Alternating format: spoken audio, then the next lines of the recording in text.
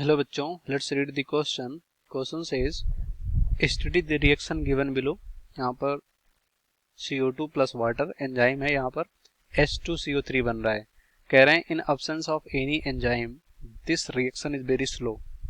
मतलब अगर यहाँ पर कोई एंजाइम नहीं होता तो यहाँ पर रिएक्शन क्या है, बहुत स्लो है।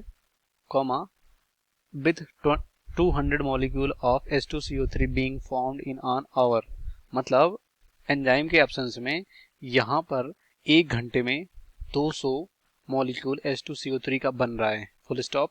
कह रहे हैं इन प्रेजेंस ऑफ एंजाइम, मतलब अगर यहाँ इस रिएक्शंस में एंजाइम है तो रिएक्शन स्पीड अप हो रहा है, मतलब रिएक्शन की वेलोसिटी बढ़ रही है ड्रामेटिकली विथ यहाँ पर about 6 lakhs molecule formed every second.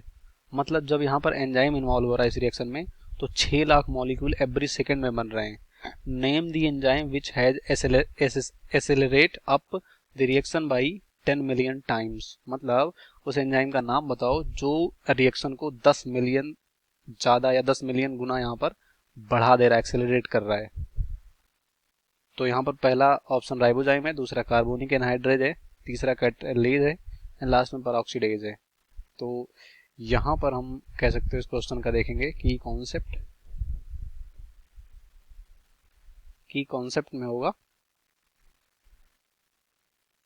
Enzyme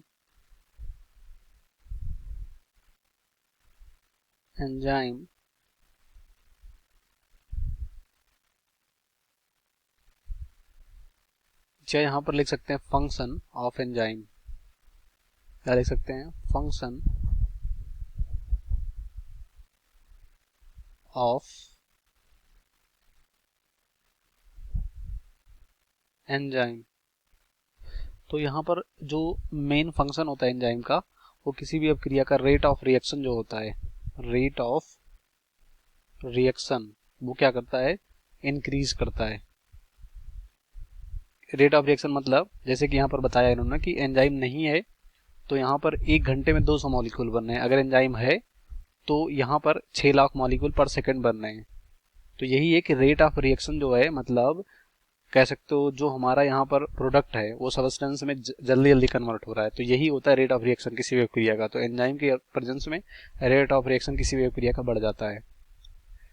तो क्वेश्चन में क्या बोला गया है, जैसे बोला गया है यहाँ पर CO2 है और वाटर है। क्या कह दिया गया है, CO2 और वाटर। यहाँ पर जो रिएक्शंस है वो रिवर्सिबल रिएक्शन है और यहाँ पर कोई एंजाइम है। तो ये एंजाइम नहीं है तो इतने मॉलिक्यूल बन रहे हैं 200 मॉलिक्यूल एक घंटे में, और ये एंजाइम है तो एक सेकंड में 6 लाख मॉलिक्यूल बन रहे हैं। तो यहाँ पर क्या बन रहा है, H2CO3 बन रहा है, जिसे यहाँ पर क्या बोलेंगे, यहाँ पर बोलेंगे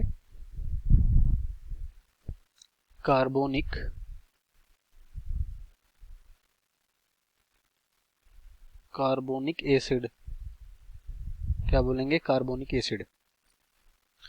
अब यहाँ पर जो कार्बोनिक एसिड है ये एंजाइम के एब्सेंस, मतलब एंजाइम के प्रेजेंस में यहाँ पर इसके कह सकते हो ज्यादा मॉलिक्यूल बन रहे हैं। तो यहाँ पर जैसे कि नाम है जो यहाँ पर प्रोडक्ट बन रहा है तो ये यहाँ पर कह सकते हो अंडरस्टूड है। तो यहाँ पर एंजाइम क्या होना चाहिए, कार्बोनिक एनहाइड्रेज होना चाहिए। क्या होना चाहिए, कार्बोनिक एनहाइड्रेज, क्योंकि यही ऐसा एंजाइम है जो यहाँ पर कार्बोनिक एसिड को बनाता है। कार्बोनिक एनहाइड्रेज यही एंजाइम है जो इस अपक्रिया के रेट ऑफ रिएक्शन को स्पीड अप कर रहा है, यानी एक्सेलरेट कर रहा है। तो यहाँ पर जो एंजाइम था इसका नाम हो गया कार्बोनिक एनहाइड्रेज, जो CO2 और वाटर के प्रेजेंस में क्या बना रहा है, कार्बोनिक एसिड बना रहा है। तो देखेंगे कौन सा ऑप्शन हमारा यहाँ पर राइट है। सबसे पहले राइबोजाइम। तो राइबोजाइम जो होता है आरएनए, जब इसमें कैटालिटिक प्रॉपर्टी आ जाती है आरएनए में, इसे राइबोजाइम बोलते हैं। तो यहाँ इस अपक्रिया पर ये नहीं होगा क्योंकि यहाँ पर कुछ ऐसा आरएनए हाइड्रोलिसिस या ऐसा कुछ नहीं हो रहा है। दूसरा कार्बोनिक एनहाइड्रेज, तो कार्बोनिक एनहाइड्रेज के प्रेजेंस में यहाँ पर कार्बोनिक एसिड बन रहा है, तो ये राइट होगा। तीसरा कैटालेज, तो कैटालेज भी यहाँ पर कह सकते हो जो एंजाइम का एक कह सकते हो ग्रुप होता है, एंजाइम का टाइप हो सकता है जो कि कैटालिटिक प्रॉपर्टीज का होता है। तो जैसे कि यहाँ पर बोल सकते हो जैसे H2O2 यानी हाइड्रोजन पेरोक्साइड को यहाँ पर ये ब्रेक करता है क्या बनाता है, वाटर और O2 बनाता है। तो यहाँ पर कह सकते हो ये भी गलत हो जाएगा, क्योंकि यहाँ पर एक्शन में देख सकते हो ये ऐड हो रहा है। और लास्ट में परऑक्सीडेज है, तो परऑक्सीडेज भी यहाँ पर कह सकते हो, ये भी इसमें कह सकते हो ये भी हाइड्रोजन परऑक्साइड को ब्रेक डाउन करता है, डिस्ट्रॉय करता है, या कह सकते हो यहाँ पर इसको तोड़ता है। तो ये भी हाइड्रोजन परऑक्साइड से रिलेटेड है, तो ये भी गलत हो जाएगा।